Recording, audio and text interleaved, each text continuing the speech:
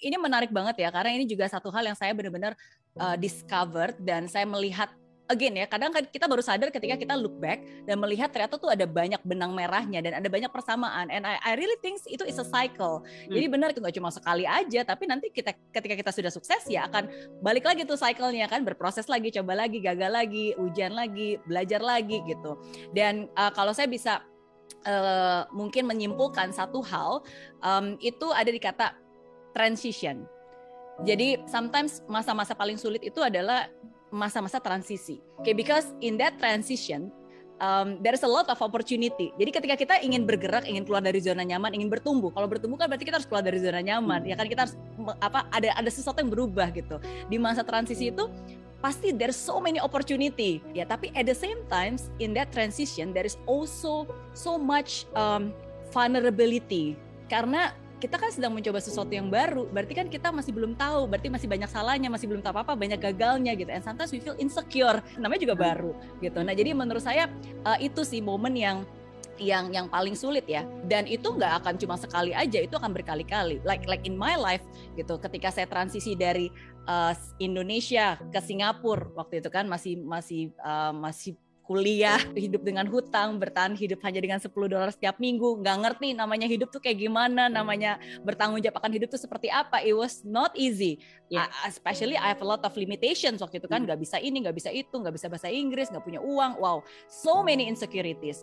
And sama ketika akhirnya saya sudah berhasil, terus akhirnya saya mencoba untuk kembali ke Indonesia dan again di bidang entrepreneur, education, membuat my own TV shows gitu.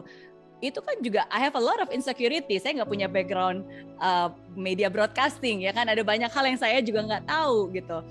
It's not easy, tapi ya again I embrace the insecurity dan ya udah just go for it, keep doing and keep learning.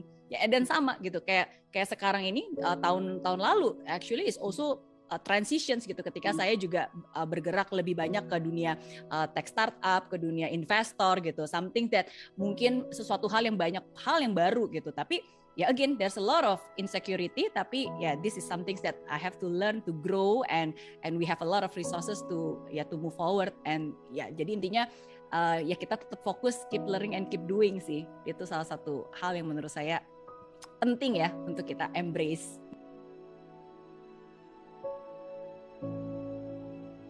When we have nothing, ketika kita belum siapa-siapa dan masih berada di bawah, belum punya apa-apa gitu kan, sometimes we dare to take more risk. Ya udah coba aja, sekarang juga udah segini kok gitu kan, what is the worst thing that can happen, akhirnya kita berani mencoba gitu kan.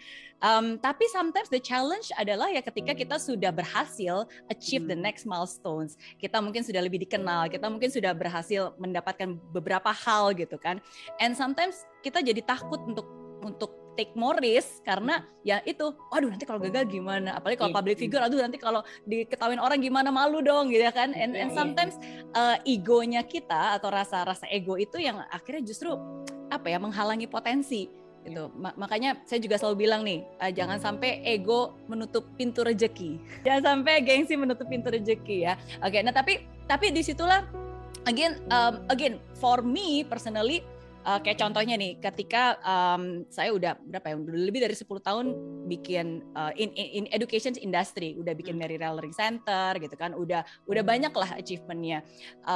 Actually I have a choice, ya udah kalau gitu nyaman-nyaman aja, nggak usah bikin startup baru gitu kan, nggak usah bikin venture, sekarang aja juga udah nyaman kok.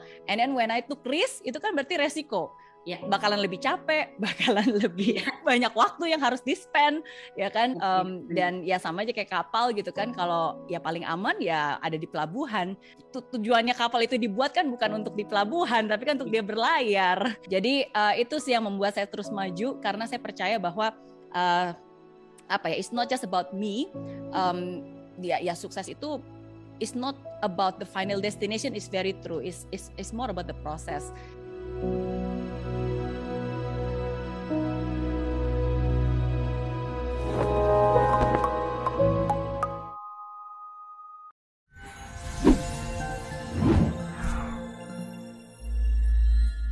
aplikasi Mary Riana tersedia lengkap video-video YouTube terbaru saya, artikel yang up to date, quotes inspirasi, koleksi merchandise, workshop dan seminar yang bisa kamu dapatkan free dan download sekarang juga gratis.